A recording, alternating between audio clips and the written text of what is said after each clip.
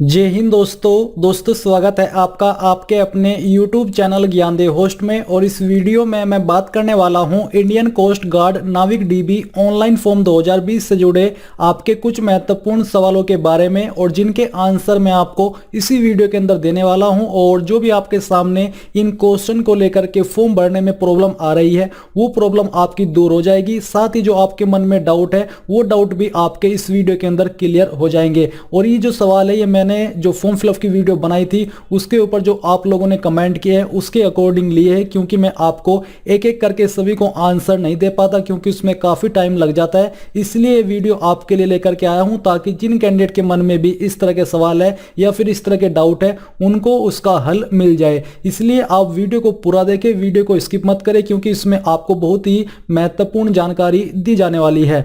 तो चलिए दोस्तों शुरू करते हैं। अब दोस्तों यहाँ पर मैं आपको बताना चाहूंगा अनअकैडमी के बारे में, जो कि इंडिया का लार्जेस्ट लर्निंग प्लेटफॉर्म है। और यहाँ पर दोस्तों अनअकैडमी लेकर के आया है यूपीपीएससी एई 2020 रिवाइज इंडिया। इसके अंदर क्या होगा, इसमें यहाँ पर आपको एई 2020 से जुड़े हुए क्वेश्चन रिवाइज किए जाएंगे, आपको यहाँ पर प्रैक्टिस सेशन दिए जाएंगे इंडिया के टॉप एजुकेटर के द्वारा। और यहाँ पर जो आपकी ब्रांच इंक्लूड की गई है वो आपकी mechanical, general studies, civil, electrical की गई है। इसी के साथ आप यहां पर 5 दिसंबर 2020 तक जो अपने प्रैक्टिस सेशन लोगे अनअकैडमी के ऊपर, जो कि आप फ्री में लोगे, इसमें आपको कोई चार्ज पे नहीं करना, पूरी तरीके से सभी सेशन फ्री है। इसके बाद आपका 6 दिसंबर को ऑल इंडिया मॉक टेस्ट होगा, यानी कि यहां पर आपका ये देखा जाएगा कि आपने जो प्रैक्टिस सेशन लिए है उसके अंदर आपकी प्रिपरेशन कैसी हुई है। फिर आप यहां पर 6 दिसंबर को इस मॉक टेस्ट में भाग लेकर के देख सकते हैं कि आपके नंबर कितने आते हैं या फिर आपकी प्रिपरेशन इन सेशन के अकॉर्डिंग कितनी बेहतर हुई है।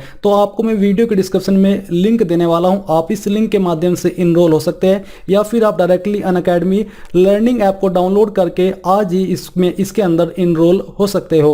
अब दोस्तों यहां पर बात करते हैं आपके सवालों के बारे में, बट उसके पहले आपके सामने एक जो प्रॉब्लम आ रही है कि वेबसाइट ओपन नहीं हो रही है। और कुछ कैंडिडेट लिंक को जब ओपन करते होंगे जो डिस्क्रिप्शन में मैंने दिया है, या फिर कहीं से भी आप ओपन कर रहे होंगे, तो वेबसाइट ओपन नहीं हो रही होगी, क्योंकि ये जो प्रॉब्लम है ये ट्रैफिक की वजह से है। यानी कि इस वेबसाइट के ऊपर जब एक साथ इतनी मात्रा में लोग विजिट कर रहे हैं तो ऐसे में वेबसाइट का सर्वर डाउन हो गया, जिस वजह से वेबसाइट ओपन नहीं हो पा रही है। बट आपको चिंता करने की कोई आवश्यकता नहीं है, अब ये थोड़ी सही हो गई है और कुछ टाइम बाद सही से वर्क करने लगेगी। आपको इसके बारे में चिंता करने की आवश्यकता नहीं है, बस आपको वेबसाइट को 2-4 बार रिफ्रेश करना है। अगर आप रिफ्रेश करते रहोगे तो ऐसे में आपकी वेबसाइट ओपन भी होगी और आप अपना फॉर्म भी सबमिट कर पाओगे। तो चलो, ये तो हुई आपकी वो वाली बात जो कि ऑफ द टॉपिक थी, क्योंकि ये अलग से सामने आपके प्रॉब्लम आई थी। अब बात करते हैं उन सवालों के बारे में जिनको लेकर के ये वीडियो बनाई जा रही है या फिर जिनको लेकर के आपके मन में डाउट है। तो सबसे पहले तो आपका जो एक सवाल है मेरे पास आ रहा है लगातार कि सर सर्टिफिकेट नंबर क्या होता है, जो कि 10वीं की मार्कशीट में जब आप क्वालिफिकेशन की जानकारी भरते हो फॉर्म के अंदर वहां पर आता है कि सर्टिफिकेट नंबर। तो कुछ कैंडिडेट को कंफ्यूजन है कि सर्टिफिकेट नंबर रोल नंबर तो नहीं होता क्या, क्योंकि इस तरह के कमेंट आए।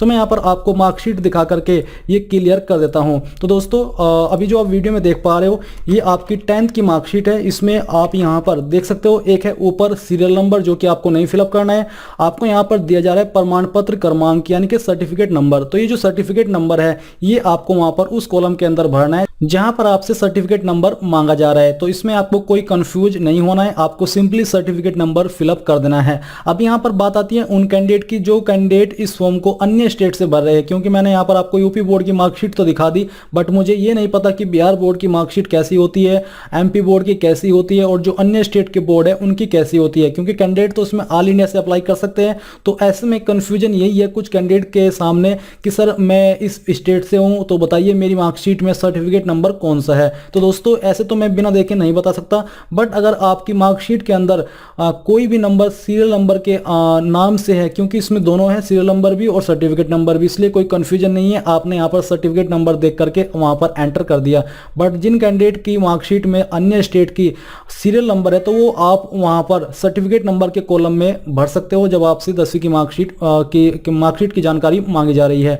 अगर कोई कंफ्यूजन है तो वो आप मुझे कमेंट के माध्यम से बता सकते हैं कि सर मेरे में ये 2 नंबर है, एक इस नाम से है, एक इस नाम से, तो बताइए इनमें से कौन सा है। तो ऐसे में आपका कंफ्यूजन दूर कर सकता हूं। बट अगर आपके सामने सिर्फ मार्कशीट में एक ही नंबर है, सीरियल नंबर, आप अन्य स्टेट से हो, यूपी के अलावा तो आप वहां पर वो नंबर फिलअप कर दीजिए, आपके सामने कोई प्रॉब्लम नहीं आएगी। अब दोस्तों एक जो आपका सवाल है वो ये कि जो कैंडिडेट इस फॉर्म को सबमिट करने के बाद जो प्रिंट एक्नॉलेजमेंट है वो नहीं कर पाए या फिर जो बाद में प्रिंट आता है वो नहीं कर पाए, तो अब उनका क्या होगा, क्योंकि फॉर्म तो एडिट नहीं हो सकता है, चाहे आपने कोई भी मिस्टेक की है आप फॉर्म को एडिट नहीं कर सकते, ये अलाउड ही नहीं है इस वेबसाइट के अंदर। तो अब प्रॉब्लम यही है कि वो कैंडिडेट क्या करे, उनके सवाल यही है। तो मैं आपको बता दूं कि अगर आपने जो प्रिंट एक्नॉलेजमेंट यानी कि जब आपको लिखा था कि एप्लीकेशन वाज एक्सेप्टेड, वहां पर आपको एक नंबर दिया जाता है जिसको कि आप एक्नॉलेजमेंट नंबर बोलते हैं या फिर एक्नॉलेजमेंट स्लिप बोलते हैं। तो अगर आपने उस जगह से स्क्रीनशॉट ले लिया था और आपको वो एक्नॉलेजमेंट नंबर याद है कैसे भी करके, तो आपको कोई भी प्रॉब्लम फेस नहीं करनी पड़ेगी, भले ही आपने प्रिंट निकाला है या फिर नहीं निकाला है, क्योंकि वो आपसे में भी कहीं पर भी मांगा नहीं जाता। क्योंकि जब आपका एडमिट कार्ड आएगा तो वहां पर सिर्फ अपना एक्नॉलेजमेंट नंबर एंटर करके और डीओबी एंटर करके आपको एडमिट कार्ड निकाल लेना है। उस एडमिट कार्ड के अंदर भी आपको ये सब जानकारी मिल जाएगी जो कि आपने इस फॉर्म के अंदर फिलअप की है, तो आपके सामने उसको लेकर के कोई प्रॉब्लम नहीं आएगी। बट जिन कैंडिडेट के पास एक्नॉलेजमेंट नंबर भी नहीं है और उन्होंने फॉर्म सबमिट कर दिया, तो उनके सामने बहुत बड़ी प्रॉब्लम है, क्योंकि आप उसको रिकवर भी नहीं कर सकते, वहां पर कोई भी ऑप्शन नहीं है। तो ऐसे में यहाँ पर बस मैं आपसे यही कहना चाहूँगा कि आप दोबारा फॉर्म फिलअप करके देख लीजिए। अगर आपके डिटेल्स मैच नहीं होती, यानी कि ये नहीं आता कि हाँ आपने जो डिटेल्स भरी है ये ऑलरेडी सिस्टम के ऊपर है, तो आप नहीं भर पाओगे। बट अगर आप मोबाइल नंबर और ईमेल आईडी चेंज करके सबमिट करते हो, बाकी की जानकारी सेम रखते हो और आपका फॉर्म सबमिट हो जाता है, तो कोई भी प्रॉब्लम नहीं है, आपको आगे चल करके भी कोई प्रॉब्लम नहीं आएगी। फिर यहाँ पर दोस्तों जो आपका अगला सवाल है वो ये है कि जब आप फॉर्म को फिलअप कर रहे हो और वहां पर जो एग्जाम सेंटर का ऑप्शन आता है वो चेंज नहीं होता। किसी स्टेट में ऐसा है कि मैं इस स्टेट से हूं बट मेरा सेंटर बहुत दूर दिखा रहा है, तो मैं क्या करूं। तो मैं आपको बता दूं कि इसमें दोस्तों सिर्फ आपके 4 ही जोन डिसाइड किए गए, जैसे कि यहाँ पर आप देख सकते हो ऑफिशियल नोटिफिकेशन है। नॉर्थन जोन के अंदर जो आपका एग्जामिनेशन सेंटर है वो आपका नोएडा रहेगा। अगर आप इन स्टेट से बिलोंग करते हो, जिन स्टेट के नाम यहाँ पर दिए गए हैं, तो आपका एग्जामिनेशन सेंटर नोएडा के अंदर ही होने वाला है, चाहे आप इनमें से किसी भी डिस्ट्रिक्ट से बिलोंग करते हैं, अगर आप यहाँ के निवासी हैं। फिर जो है नॉर्थ ईस्टर्न जोन, इसमें अगर आप इन स्टेट से बिलोंग करते हो, जिन स्टेट के नाम यहाँ पर आप देख पा रहे हो, तो आपका एग्जाम सेंटर कोलकाता होने वाला है। अगर आप ओडिशा से इस फॉर्म को फिलअप कर रहे हो तो आपका एग्जाम सेंटर भुवनेश्वर होगा।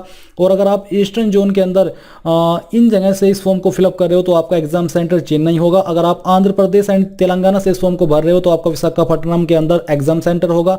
वेस्टर्न जोन में अगर आप इन जगह से इस फॉर्म को फिलअप कर रहे हो यानी कि इन स्टेट से, तो आपका सेंटर मुंबई होगा। अगर आप केरला, लक्षद्वीप एंड कर्नाटक से इस फॉर्म को भर रहे हो तो आपका एग्जाम सेंटर कोच्चि होगा। नॉर्थ वेस्ट जोन में अगर आप गुजरात से इस फॉर्म को फिलअप कर रहे हो तो आपका गांधीनगर एग्जाम सेंटर होने वाला है। तो ये आप क्लियर कर लीजिए, इसके अलावा आपके सामने कोई भी विकल्प नहीं आएगा। बस आपका ये देखना है कि इनमें से मैं इस स्टेट से हूं या नहीं हूं। अगर आप हो तो इसका मतलब आपका सेंटर ये होगा जो कि यहां पर मैंने आपको दिखाया है, क्योंकि ये ऑफिशियल जानकारी है। अब यहां पर आपको ये चीज भी क्लियर हो गई है। इसके अलावा यहां पर आपका एक जो सवाल और निकल के आता है वो ये कि हमारा एडमिट कार्ड कितनी परसेंटेज पर आएगा। तो दोस्तों जैसा कि आप देख पा रहे हो इसके अंदर काफी कंपटीशन है और वैकेंसी आपकी सिर्फ 50 है और कैंडिडेट इसमें ऑल इंडिया से अप्लाई कर पा रहे हैं। तो ऐसे में आपका जो एडमिट कार्ड का परसेंटेज है या फिर कट ऑफ है वो आपका बहुत ही हायर जाने वाला है। और इसमें मेरे अकॉर्डिंग, चाहे आपको अच्छा लगे या ना लगे, आपका मोरल डाउन हो या ना हो, मैं आपको बता दूं कि इसमें जिनकी परसेंटेज 10th के अंदर 80 प्लस होगी उनके ही कुछ चांसेस है। वैसे तो इसमें 90 प्लस तक जाने वाली है जिनके एडमिट कार्ड इशू हो गए, बट फिर भी यहाँ पर 10% का मैं आपको बेनिफिट ऑफ डाउट दे रहा हूँ।